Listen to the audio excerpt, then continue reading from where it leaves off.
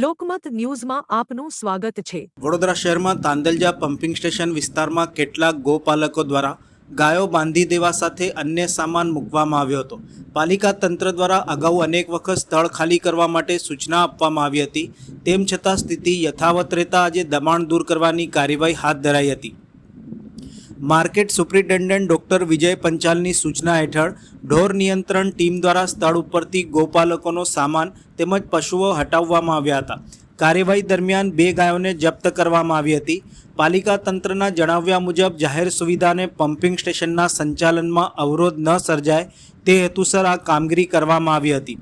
મળતી માહિતી મુજબ હવે કલાલી પમ્પિંગ સ્ટેશન વિસ્તારમાં પણ આવી જ કાર્યવાહી હાથ ધરવામાં આવી રહી છે। આ સમગ્ર ઘટનાએ શહેરોમાં વધતા શહેરીકરણ અને પશુપાલકો સામે ઊભા થતા પ્રશ્નોને લઈને ફરી ચર્ચામાં આવ્યા છે। વિકાસની આંધળી દોડમાં સતત સિમેન્ટ કોન્ક્રીટના જંગલો ઊભા થઈ રહ્યા છે, ત્યારે ગોચરની જમીનો અને પશુઓ માટેની ખુલ્લી જગ્યાઓ સતત ઓછી થતી જઈ રહી છે। જંગલો કપાઈ રહ્યા છે અને પશુ પક્ષીઓના કુદરતી નિવાસસ્થાનો પણ સીમિત બનતા જઈ રહ્યા છે। પરિણામે અનેક વખત ગાયો અને અન્ય પશુઓ શહેરના રસ્તાઓ અથવા તો જાહેર સ્થળો પર જોવા મળે છે। એક તરફ દેશમાં ગૌ માતાને રાષ્ટ્રમાતા જાહેર કરવાની માંગ ઉઠી રહી છે।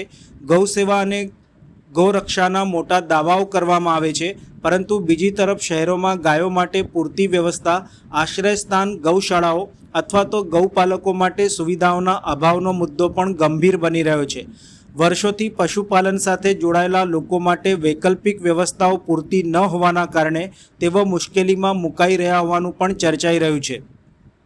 સ્થાનિકોમાંથી કેટલાક લોકોનું માનવું છે કે જાહેર સ્થળો ઉપર દબાણ દૂર કરવું જરૂરી છે, પરંતુ તેની સાથે પશુઓ અને ગૌપાલકો માટે માનવતાપૂર્ણ અને વ્યવસ્થિત ઉકેલ લાવવો પણ એટલો જ જરૂરી છે। માત્ર કાર્યવાહીથી પ્રશ્નોનો કાયમી ઉકેલ શક્ય નથી, પરંતુ તંત્ર દ્વારા લાંબા ગાળાનું આયોજન, ગૌશાળાઓની વ્યવસ્થા અને ગૌચર જમીનોના સંરક્ષણ તરફ પણ ગંભીર ધ્યાન આપવાની જરૂર હોવાનું લોકો જણાવી રહ્યા છે।